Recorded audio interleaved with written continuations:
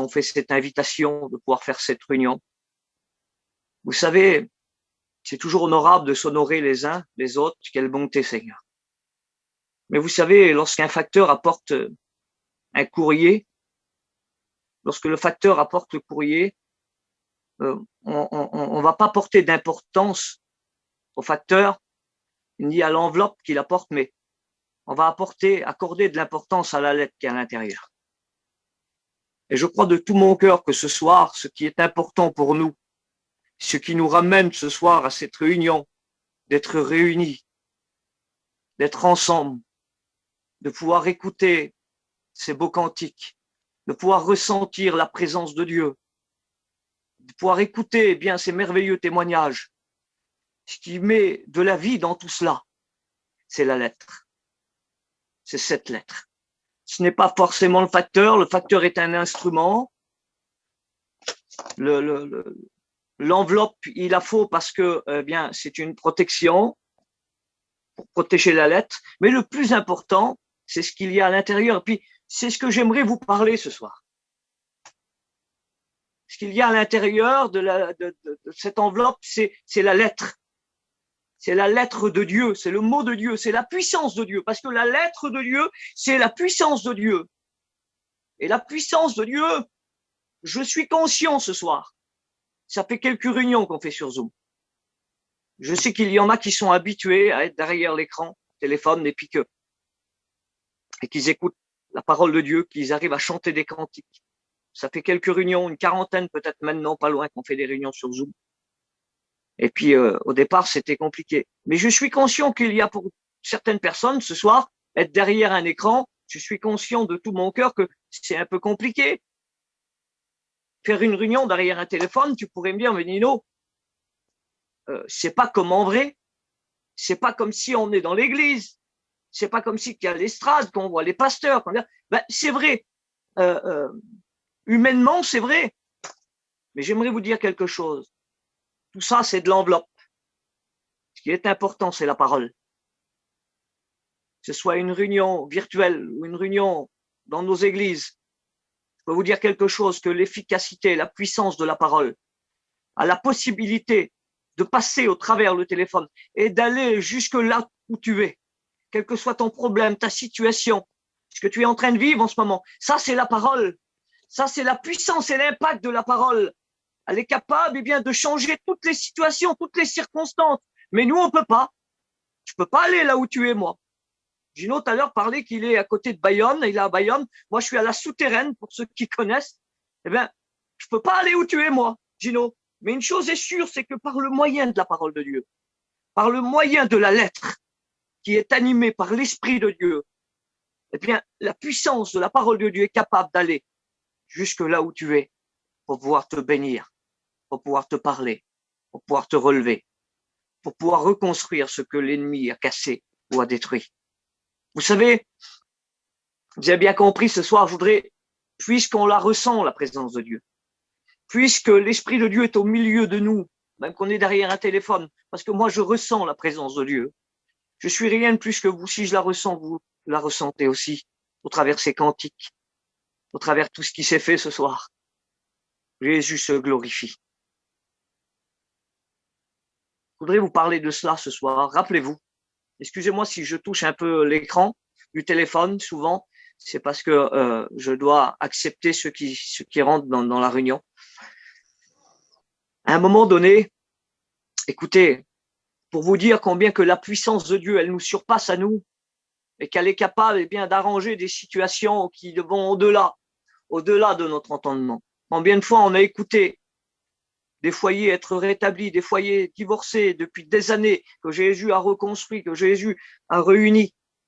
Combien de fois on a écouté des personnes, des petits-enfants, Wilfried pourrait le témoigner, combien on a écouté des petits-enfants atteints par la maladie, mais complètement être guéris, complètement être bénis. On a écouté Nayoro tout à l'heure, qui a expliqué par où il est passé. Mais eh bien, s'il n'y avait pas Jésus, si c'est pas la puissance de Dieu, ça, aucun homme n'est capable de faire ou d'accomplir ces choses-là. Ben, j'aimerais qu'on puisse revenir à cela ce soir. Non pas regarder au message, s'il est bien programmé, au programme de la réunion, pas regarder aux notes qu'il y a dans le message, pas regarder s'il est bien cadré, s'il a une bonne direction, pas regarder à moi qui vous prêche ce soir, mais regardez plutôt à la lettre, à la parole de Dieu, à celle qui a l'opportunité encore ce soir pour toi de rentrer dans ton cœur et de créer un impact par la puissance de Dieu. Je voudrais qu'on vienne à cela ce soir. Quand on oublie un petit peu bien tout ce qu'il y a autour de nous, nos pensées, nos idées peut-être, d'oublier notre personnalité, mais de penser ce soir que l'Éternel, que celui bien qui a tout créé, que celui qui a la puissance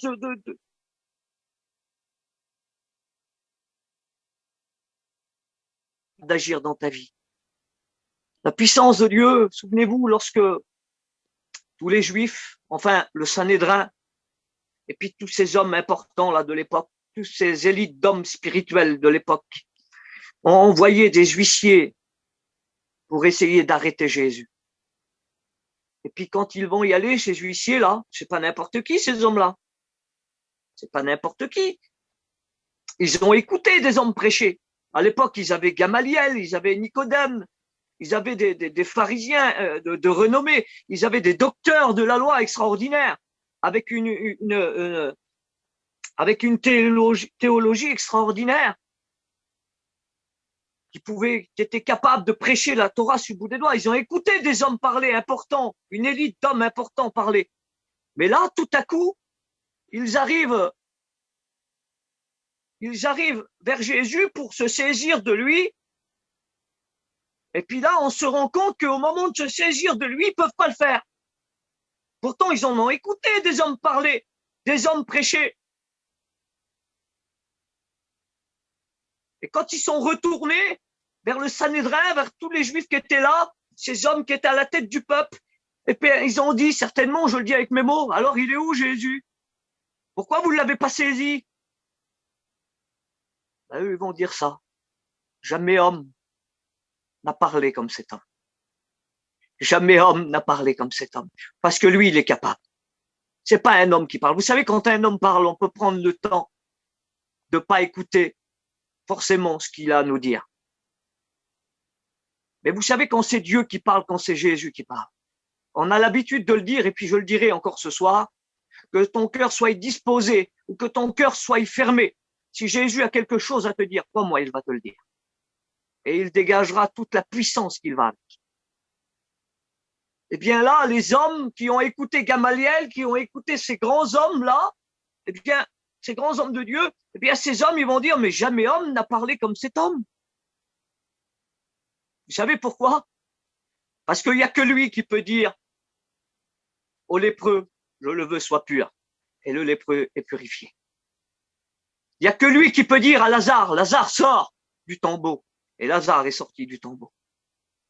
Il n'y a que lui qui peut dire à la tempête, silence, tais-toi. Tu peux pas le dire à ton problème, ça, hein?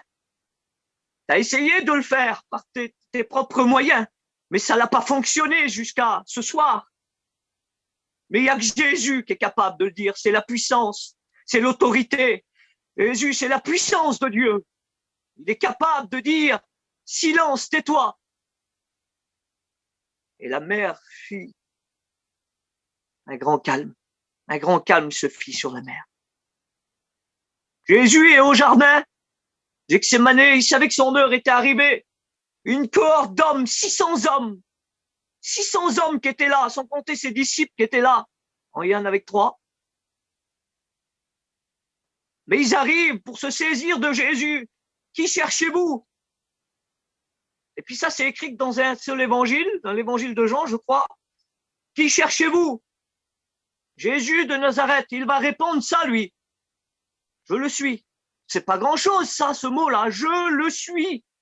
Eh bien, quand il va dire je le suis, la Bible nous dit que tous les hommes tombèrent la face contre terre. Ça, c'est la puissance, l'efficacité de la parole de Dieu. Nous, on n'est pas capable. Peut-être que nos mots sont sans effet. Mais quand lui, il parle, c'est animé par le Saint-Esprit et ça crée un impact dans les cœurs. Je voudrais vous ramener à une réalité ce soir, du moins laisser la parole de Dieu et le Saint-Esprit dans sa prédication le faire plutôt ce soir. Rappelez-vous de cette histoire. J'aimerais qu'on voie l'histoire ensemble de Jonas. Hein.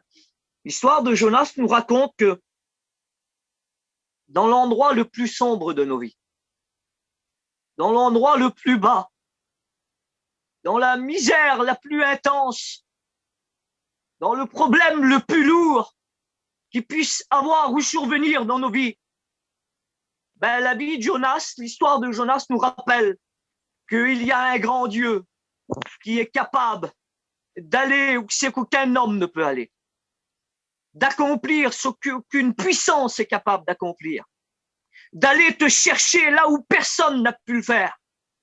L'histoire de Jonas nous rappelle combien que Dieu est grand et que sa puissance est extraordinaire. Vous savez, nous, on est ordinaire. C'est lui l'extraordinaire. On n'est que des hommes naturels qui font des choses naturelles, mais c'est lui le surnaturel. C'est lui l'extraordinaire. C'est lui qui est surnaturel. Il est capable. La Bible nous dit que y a-t-il quelque chose d'étonnant venant de la part de l'Éternel? Il n'y a rien d'étonnant. Ça ne m'étonne pas quand Wilfried témoigne quand il est rentré dans un hôpital et que tout de suite après, il y a eu une guérison. Ça ne m'étonne pas que lorsque, eh bien, une fois on a prié pour une femme qui était aveugle, mais aveugle, comme l'histoire de la Bible nous le dit, elle était aveugle, elle ne voyait plus rien. Le lendemain, elle devait passer par une opération. Les médecins lui avaient dit, il y a 80% de chances que vous y restez, madame. On lui a imposé les mains, on lui a dit ça avec les mots que Jésus avait dit, si tu crois, tu verras la gloire de Dieu. Et quand on a terminé de prier, ça ne m'a pas étonné ça, parce que ça, c'est la gloire de Dieu. Ça, c'est la puissance de Dieu. Elle nous a regardés, ça faisait à peu près une douzaine d'années qu'elle était aveugle. Elle nous a regardés, elle a commencé à pleurer, elle a retrouvé la vue. Y a-t-il quelque chose d'étonnant venant de la part de l'Éternel? Il n'y a rien qui soit étonnant. Notre Dieu est puissant, notre Dieu est vivant. Alors écoutez, il y a cette belle histoire dans la parole de Dieu, c'est l'exemple de Jonas. Je ne voudrais pas être long avec vous. Son histoire, sa décadence, sa désobéissance et surtout la conséquence qu'il y a à la désobéissance. C'est vrai que, écoutez, dans les moments les plus sombres de nos vies, dans les moments les plus bas de nos vies, dans les moments les plus faibles, là où on est le plus faible, Jésus fait de cette faiblesse une force, à condition.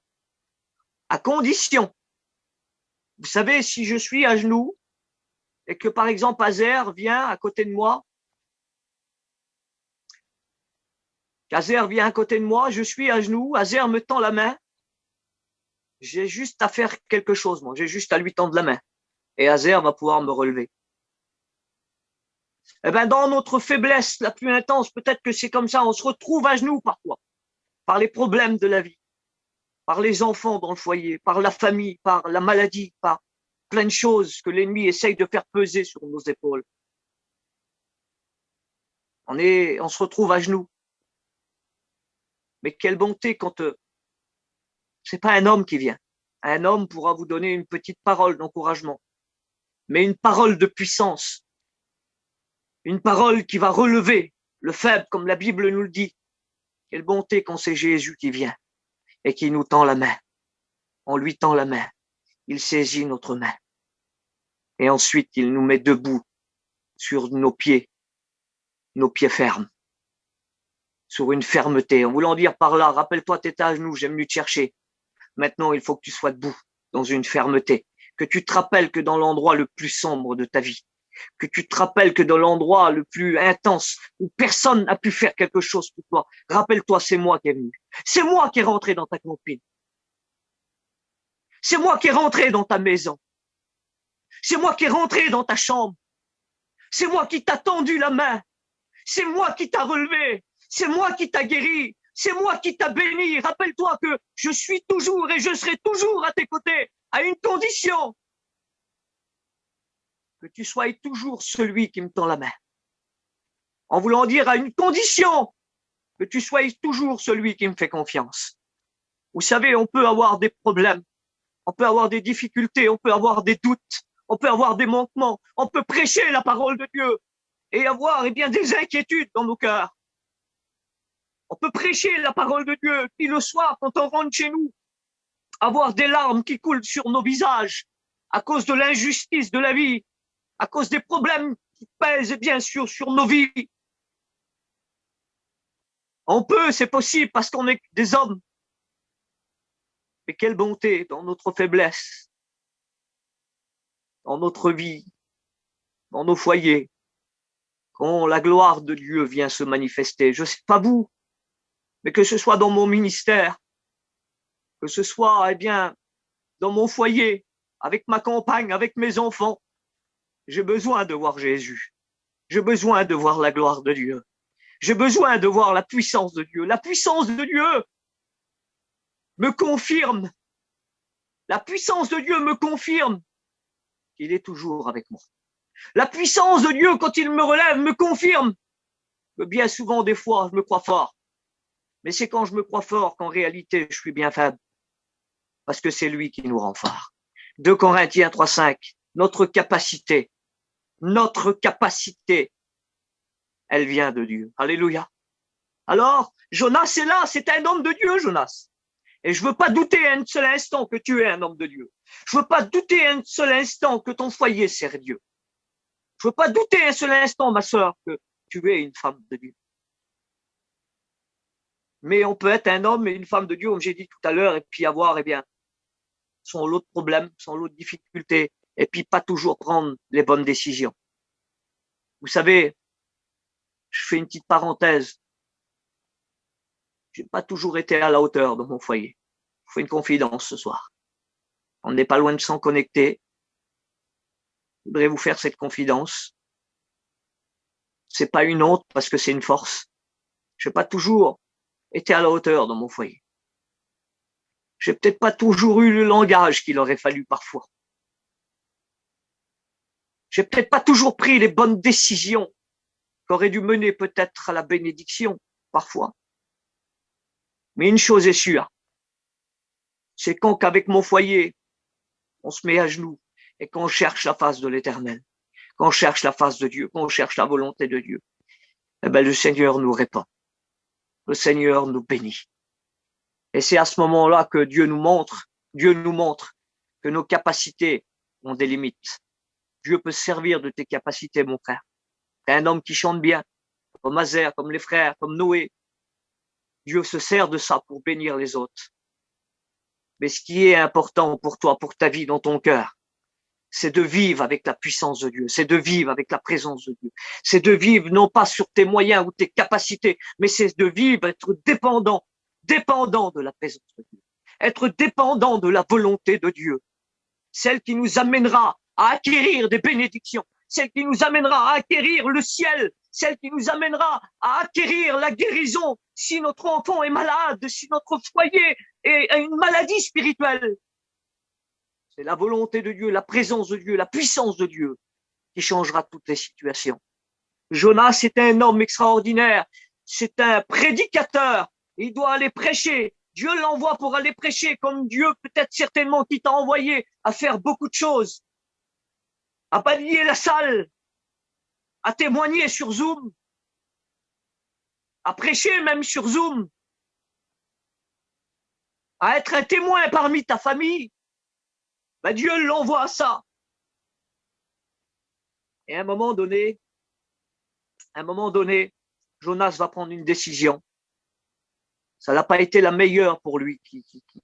Ça n'aura pas été la meilleure de sa vie, cette décision-là. Mais laissez-moi vous dire que malgré sa désobéissance, la décision qu'il va prendre Jonas, qui a été pour lui une conséquence, va devenir une bénédiction et un moyen de conversion pour toute personne qui aura écouté Jonas. Laissez-moi vous expliquer cette histoire. Écoutez, ça se trouve dans Jonas, au chapitre 1, verset 1. La parole de l'Éternel fut adressée à Jonas, fils d'Amittai, en ces mots, « Lève-toi, va à Ninive, la grande ville, et crie contre elle, car sa méchanceté est montée jusqu'à moi. » Dieu parle à Jonas et il lui dit, va à Ninive, crie contre elle. En un mot, vas-y, va, annonce le message que je t'ai donné. Va leur dire que je les aime, mais qu'ils ne se repentent pas, ils sont perdus. C'est un petit peu le message qu'on prêche, nous, les prédicateurs. Repentez-vous, venez à Dieu, convertissez-vous. Jésus revient chercher son église. Et lui, il prend la décision, écoutez. Et, verset 3, et Jonas se leva pour s'enfuir à Tarsis. Seigneur, c'est pas Ninive, Tarsis. Il y a entre 800 et 1000 kilomètres. Et c'est dans la direction opposée. Dieu lui dit, va à Ninive, et lui, il s'en va à Tarsis. Ninive, c'était un ensemble de villes assyriennes et païennes. C'était un endroit, écoutez, c'était un endroit où le péché avait atteint un paroxysme. C'était un endroit où le péché, eh bien, on vivait avec. Et Dieu lui dit, va là-bas et tu vas aller prêcher, tu vas aller leur prêcher qu'il faut qu'ils se repentent. Et lui, je ne sais pas ce que Ninive va faire à sa famille, peut-être qu'il y a eu un problème entre Jonas et ses habitants de Ninive là, pour qu'ils s'enfuient. Certainement qu'on imagine que c'est comme ça. Mais oui, mais pour lui, pourtant, Ninive, la ville assyrienne, la ville aux dieux païens, c'était pour lui la volonté de Dieu. C'était pour lui, eh bien, le plan de Dieu. C'était pour lui, eh bien, la puissance de Dieu qui devait s'accomplir en lui. Et lui va prendre la décision irrésolue de s'en aller. Il s'en va. Alors écoutez, il s'en va et quand il s'en va, il s'en va et il va arriver au premier port qui s'appelle Jaffo. Jaffo, ça veut dire embellir. Jaffo veut dire beauté. C'est une ville qui était, Jaffo était une ville portuaire et il y avait un moyen de commerce où on réussissait bien. C'était un endroit de passage où les bateaux arrivaient et repartaient. Un endroit de commerce, un endroit où on pouvait réussir sa vie.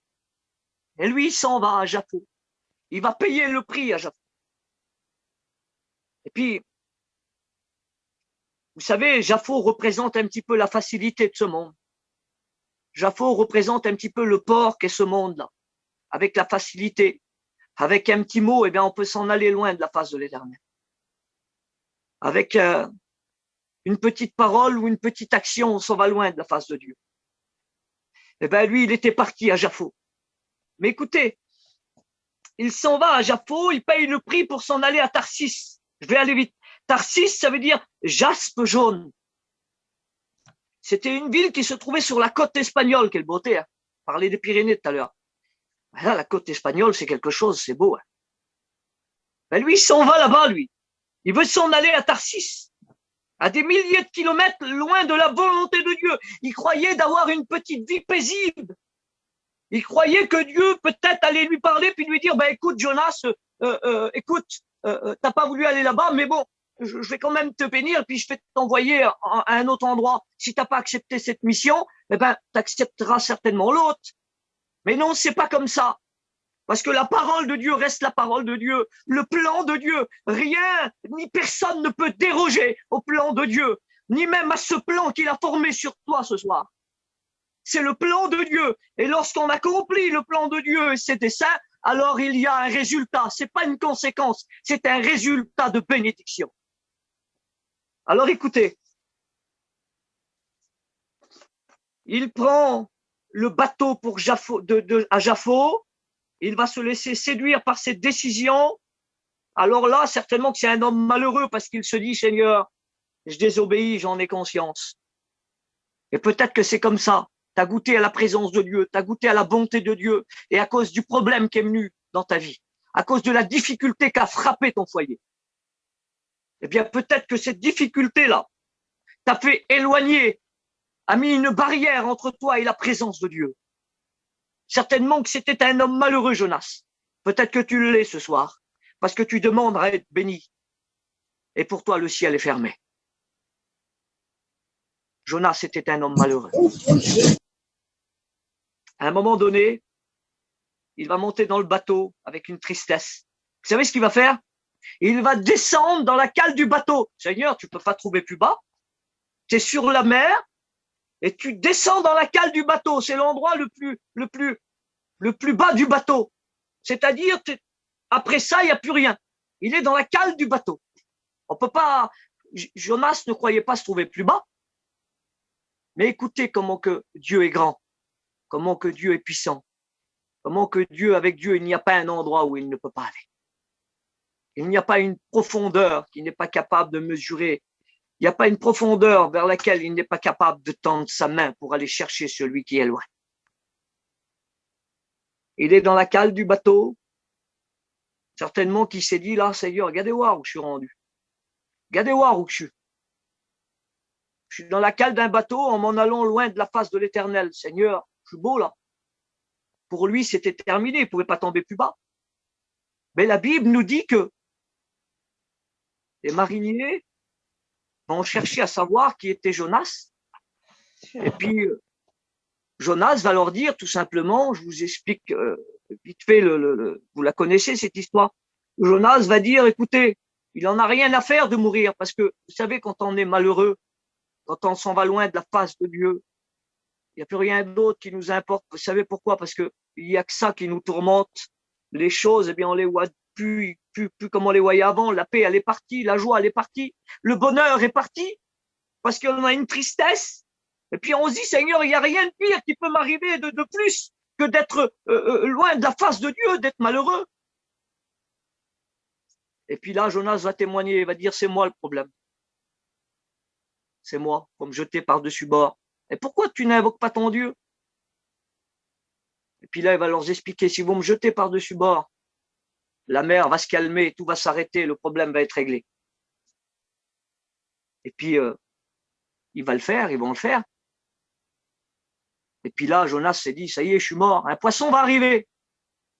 Un poisson va arriver, il va prendre Jonas et écoutez, il va aller aux racines des montagnes. Dans la mer, il y a des montagnes. Écoutez, il y a un endroit sur la planète, dans l'océan, c'est l'endroit le plus profond que les hommes de science ont pu trouver. Ça s'appelle la fosse des Mariannes. C'est à 10 kilomètres sous la mer. C'est comme une montagne. La montagne de nos jours sur la Terre, c'est la plus grande montagne, c'est le mont Everest. A fait, je crois, presque 9 kilomètres. C'est la plus grande montagne, c'est le plus grand sommet du monde. C'est le mont Everest, en Himalaya. Ben, l'endroit le plus profond sur la Terre, dans la mer, c'est cet endroit-là, fosse des Mariannes, 10 kilomètres. On peut pas trouver, ils n'ont pas trouvé plus profond. De toute façon, après, on peut plus y aller. Eh ben, écoutez, laissez-moi vous dire que Jonas a été aux racines des montagnes. Il a été bien bas. Il s'est dit, la cale du bateau, là, je peux pas tomber plus bas. Eh ben, encore plus bas que ça. Encore plus bas que ça. Il a été tellement bas. Et il a dû se dire, c'est ça, ça y est, là. Je suis mollo. Je suis perdu. De toute façon, je vais mourir. Mais regardez comme la puissance de Dieu, elle est merveilleuse. Et c'est ça que je voudrais vous parler ce soir. Au travers de cette histoire, vous ramenez à une réalité spirituelle, une évidence spirituelle, mais laquelle? De se rappeler que Jésus est tout puissant, qu'il n'y a rien que Jésus n'est pas capable de résoudre, qu'il n'y a rien, aucun pécheur sur la terre, sur la surface de la terre, que Jésus n'est pas capable de pardonner, de tendre la main. Il est là dans le ventre du poisson. Et il va faire cette prière. Écoutez la prière de Jonas. Je vais vous la dire. Jonas, dans le ventre du poisson, c'est dans son livre, au chapitre 2, verset 2. Dans le ventre du poisson, pria l'Éternel son Dieu et dit, dans ma détresse, j'ai invoqué l'Éternel et il m'a exaucé. Du sein du séjour des morts, j'ai crié et tu as entendu ma voix. Je voudrais te le dire ce soir. Je voudrais te le dire ce soir. Ce qui a changé et puis qui a fait toute la différence, c'est quand Jonas s'est mis à prier et qu'il a demandé le secours de l'Éternel. 10 kilomètres sous le niveau de la mer, je ne sais pas s'il a été jusqu'à 10 kilomètres, mais la Bible nous dit aux racines des montagnes, parce qu'il y a des montagnes dans la mer. On ne les voit pas parce qu'elles sont cachées sous l'océan. Mais là, imaginons 10 kilomètres sous le niveau de la mer. Jésus a écouté sa prière. Dieu a écouté sa prière. 10 kilomètres sous le niveau de la mer. Dans le ventre d'un poisson. Il devrait être mort, humainement, logiquement, il aurait dû être mort. Mais Dieu a entendu sa prière. Je voudrais te le dire que c'est possible. Vous savez pourquoi? Parce que c'est ça la puissance de Dieu.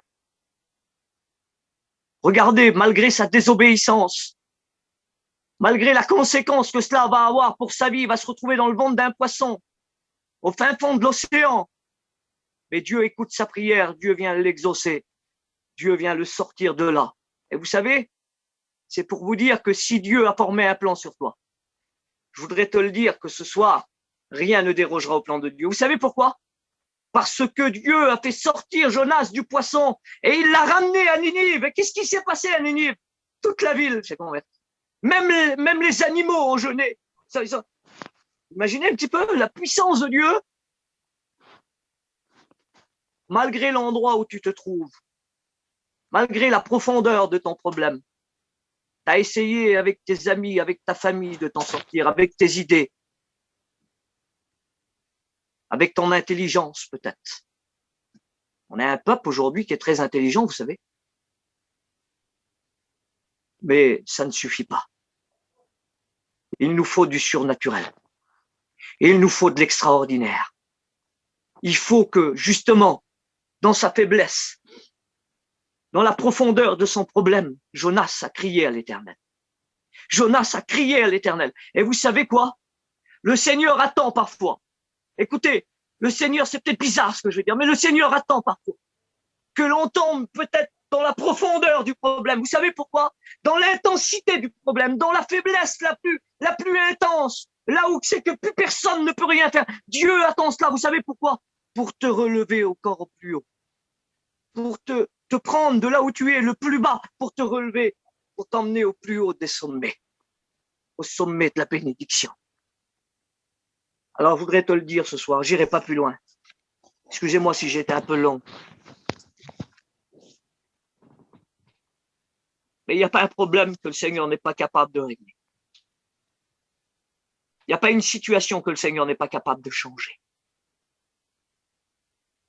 Je ne sais pas où tu te trouves. Tu vas me dire, mais moi, écoute, Nino, je suis là dans ma maison. Je suis là dans ma campine. Je suis là dans mon auto. Je suis peut-être pas au fond de l'océan. Peut-être que c'est comme ça. Tu pourrais me le dire et tu aurais raison. Mais peut-être que ton cœur y est au fond de l'océan. Peut-être que ton cœur, il est comme Jonas dans le ventre du poisson, aux racines des montagnes. Et que le problème t'a entraîné loin, loin, loin de la face de l'Éternel. Ben, je voudrais te le dire ce soir. Jésus veut te ramener à la maison. Dieu veut te ramener auprès de lui. Dieu veut te ramener auprès de lui. C'est pourquoi tu es précieux aux yeux de Dieu. Dieu t'appelle. Dieu t'aime. Dieu est capable de tout changer chez toi. Jusqu'à aujourd'hui, eh bien, tu n'y croyais plus. Laisse-moi te dire que devant l'évidence de la parole de Dieu, Dieu te fait comprendre et Dieu te dit, c'est possible pour toi. Vous savez pourquoi? Nous servons le Dieu de la deuxième chance. Nous servons le Dieu de la deuxième chance. Et il veut te redonner une chance. Tu veux la saisir ce soir? Ah, vous aurez compris le Seigneur. Vous l'avez compris, Seigneur? C'est pas à force de parole, j'ai peut-être déjà trop dit. Mais laissons le Saint-Esprit maintenant agir. Laissons-le prêcher dans notre cœur. Précasser nous chante un cantique à la gloire du Seigneur. Pas créer d'ambiance ou de sentiments. Mais je voudrais qu'on laisse agir l'Esprit de Dieu. Celui qui va animer la parole de Dieu dans nos cœurs. Alors que Dieu vous bénisse dans cette soirée. Que Dieu vous bénisse. Azer va nous chanter un cantique. Toi la gloire.